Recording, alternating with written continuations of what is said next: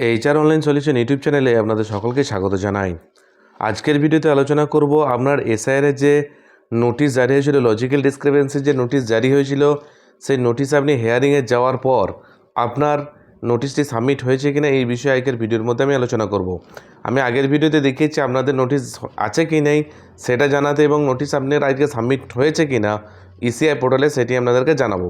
তার জন্য কি করবেন, আপনারা সর্বপ্রথম যে ভোটারের যে অফিসিয়াল ওয়েবসাইট আছে eci government.in, voter eci.net.in government.in যে ওয়েবসাইটটা আছে সেই ওয়েবসাইটে পোর্টালে এসে যাবেন।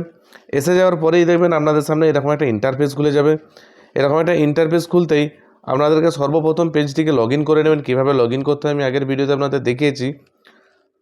তো লগ ইন করার পর দেখুন এই যে অপশানটি দেখতে পাচ্ছেন, search document against notice issued, এই যে এই অপশানটি দেখতে পাচ্ছেন, এই অপশানটার উপর আপনারা ক্লিক করি কিন্তু আপনাদের নামে নোটিশ আছে কি না সেটাও কিন্তু জানা গিয়েছিল।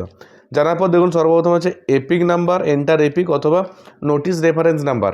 আপনার যেটি আছে সেটি আপনি এখানে দিয়ে দেবেন। যদি নোটিশ নাম্বারটা কাছে থাকে তো নোটিশ নাম্বার দেবেন, অন্যথায় এপিক নাম্বার দিয়ে সেন্ড ওটিপি অপশানটার উপর আপনি ক্লিক করে দেবেন। ক্লিক করার পরে কিন্তু আপনার ভোটার কার্ডের যে মোবাইল নাম্বারটি রেজিস্টার্ড আছে সেই রেজিস্টার্ড ভোটার কার্ডে কিন্তু একটা ওটিপি যাবে। সেই ওটিপিটা যেতে আপনি ওটিপিটা এখানে সাবমিট করে দেবেন। এন্টার ওটিপি যেখানে দেখতে পাচ্ছেন এখানে ওটিপিটা এন্টার করে পাশে থাকা সার্চ বাটনটার উপর আপনি ক্লিক করে দেবেন। দেখুন আমার ফোনে কিন্তু এখন ওটিপিটা এসে গেছে। আমি এখন সেই ওটিপিটাকে এখানে এন্টার করছি। এন্টার করার পর সার্চ বাটনটার উপর ক্লিক করে দিলাম।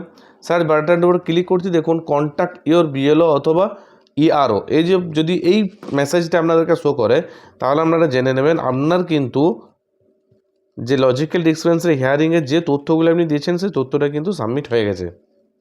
বোঝাতে পারলাম আপনাদেরকে। বাস এতটাই তথ্য আজকের এই ভিডিওর মধ্যে দেওয়া ছিল, দিলাম। আমার এই ভিডিওটি যদি ভালো লেগে থাকে অবশ্যই আমার ভিডিওটি লাইক দেবেন, এবং আমার চ্যানেলে নতুন হয়ে থাকলে আমার চ্যানেলটিকে অবশ্যই সাবস্ক্রাইব করে দেবেন।